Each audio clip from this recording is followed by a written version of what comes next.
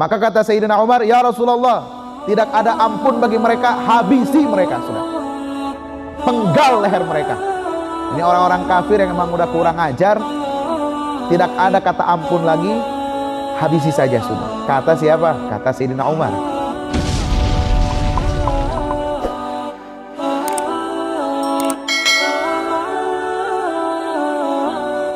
Berikutnya ayat yang kedua, Allah Ta'ala berfirman, wa yut'imuna at-ta'ama ala hubbihi miskinan wa yatiman wa asira. Mereka itu orang-orang yang diberikan taufik oleh Allah Subhanahu wa taala, yang senantiasa berinfak ya, sebagai ungkapan rasa syukurnya atas kekayaan yang Allah Ta'ala berikan. Dia gunakan untuk bersedekah, berinfak kepada orang-orang yang ada di sekitarnya. Ayat lan tanalul birra hatta tunfiqu mimma tuhibbun. Tidak kalian mencapai albir, tingkatan kebaikan tertinggi. Ada yang mengartikan, ditafsirkan albir itu adalah surga. Kalian tidak akan mencapai surga hatta tunfiqu mimma tuhibbun, sampai kalian menginfakkan sesuatu yang kalian cintai. Apa yang kalian sukai, kalian berinfak dari sesuatu itu. Nah, ada seorang sahabat suka manisan. Ya, manisan di sini semacam permen lah begitu. Salah seorang sahabat suka manisan, maka beliau kemana-mana selalu membawa manisan untuk dibagikan kepada orang-orang yang ditemuinya. Berinfak dengan sesuatu yang disukainya.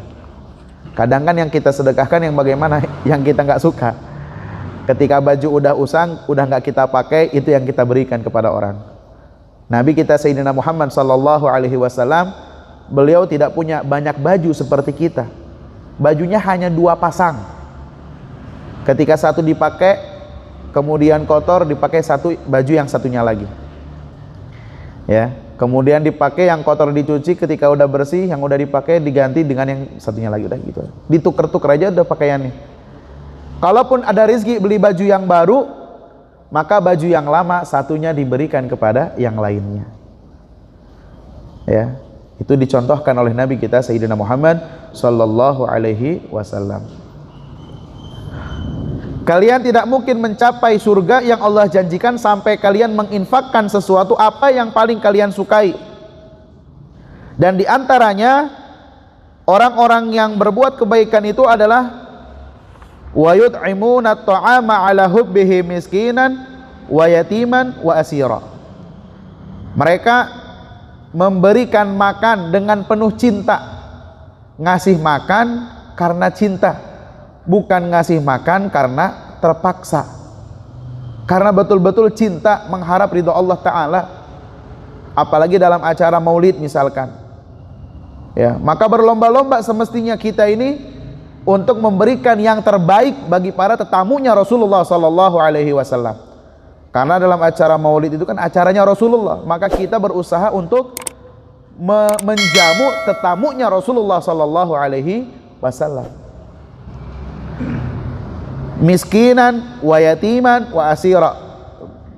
Dia kasih makan dengan penuh cinta, ngasih makan karena dasar cinta kepada orang-orang miskin, kepada orang-orang yatim, bahkan kepada para tahanan atau tawanan.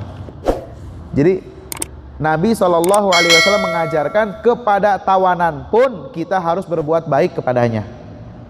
Ketika perang Badar selesai, 70 orang kafir Quraisy mati di medan perang, dan 70 yang lainnya disandra ya, dijadikan tawanan, sedangkan yang lainnya lari terbirit-birit.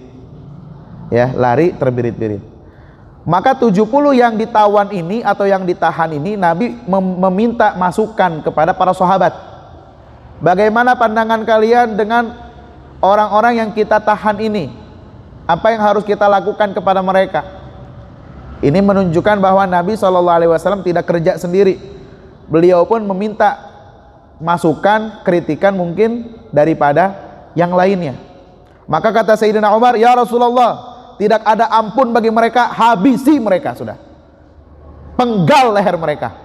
Ini orang-orang kafir yang memang udah kurang ajar, tidak ada kata ampun lagi, habisi saja sudah. Kata siapa? Kata Sayyidina Umar. Tapi kemudian Sayyidina Abu Bakar mengatakan, ya Rasulullah, sebaiknya tidak demikian. Apa yang harus kita lakukan? Andaikan mereka punya harta, biarkan mereka menebusnya. Jadi menggunakan harta mereka dari harta keluarganya, mereka bersama-sama untuk menebus agar tawanan ini dibebaskan. Kalau dia punya harta. Kalau nggak punya harta bagaimana? Andaikan ada di antara mereka yang bisa baca dan bisa menulis, kita jadikan dia sebagai pengajar kepada 10 orang setiap. Jadi setiap orang itu mengajarkan 10 anak-anak kita yang muslim. Andaikan ke 10 orang itu bisa sampai akhirnya bisa membaca dan bisa menulis, maka tahanan itu dibebaskan.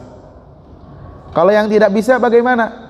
Harta nggak punya, keahlian membaca dan menulis pun nggak bisa, ya akhirnya di istilahnya apa kalau kita bilang dipenjarakan gitu. Sampai jangka waktu yang telah ditentukan. Maka yang diterima oleh Nabi SAW saran siapa ya? Saran Sayyidina Abu Bakar, karena lebih manusiawi begitu. Kemudian Rasulullah menambahkan, perlakukan para tahanan ini dengan sebaik-baiknya. Kasih makan kepada mereka dengan makanan yang kalian makan. Artinya diberikan pelayanan yang terbaik untuk para tahanan ini. Jangan mentang-mentang tahanan kemudian dikasih makan muntah ucing istilahnya, dikasih minum daripada minuman got, waliyadzubillah. Enggak, tapi dengan makanan yang baik untuk mereka. Ini cara bagaimana Islam memperlakukan orang-orang yang telah berbuat jahat dengan sifat yang manusiawi begitu. Jadi memperlakukan mereka itu dengan baik, siapapun. Jadi Islam itu luar biasa ya.